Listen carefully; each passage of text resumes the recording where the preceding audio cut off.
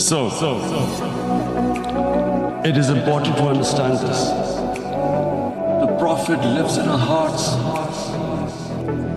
When he is ridiculed, when he is insulted, it hurts us. As we human know, we human beings understand one thing: the pain of the heart is far, far, far more hurtful than physical pain. And that's why the Muslims react.